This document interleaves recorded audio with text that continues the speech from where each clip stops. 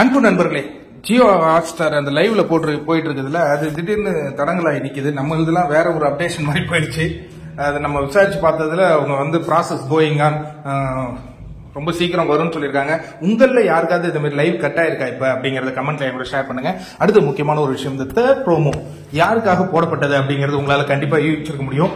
கனி, அதாவது கனியை பொறுத்த வரைக்கும் இந்த பிக் பாஸ் வீட்டுக்குள்ள நானே இன்ட்ரோடே சொல்லியிருப்பேன். அவங்க ஃபர்ஸ்ட் உள்ள நுழையும் போது ஒரு 5 வாரங்கள் இவங்க வந்து எந்தவித பிரச்சனையும் இல்லாம தாண்டி போவாங்க அப்படின்ட்டு. ஏன்னா அவங்களுக்கு முன்னாடியே அந்த நல்ல பேரு, அந்த தாயுள்ளம், அதுக்கப்புறம் நம்ம எதிர்பார்த்தது போலவே அவங்க அந்த சமையல் கட்டுல இருந்தாங்க. இப்ப அவங்களுக்குன்னு ஒரு அணியை அவங்க அமைச்சுக்கிட்டாங்க.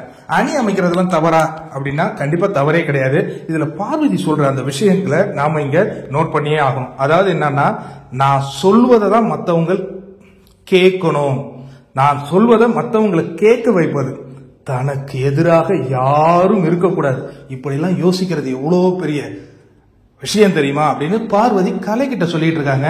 அப்படியே கட் பண்ணா, ஏய் நான் இந்த மாதிரியான கேரக்டரே கிடையாதுடா, நான் வில்லி மாதிரி யோசிக்கிறேன் அப்படின்னு கனி பேசுறத அந்த காட்சியுடன் இந்த ப்ரோமோ கனெக்ட் ஆகுது. என்னன்னா, கனி சமீப காலமாக இந்த கடந்த ஒரு 3-4 நாட்களாக ஒரு பார்வதியை அட்டாக் பண்ற ஜோன்ல இருக்காங்க.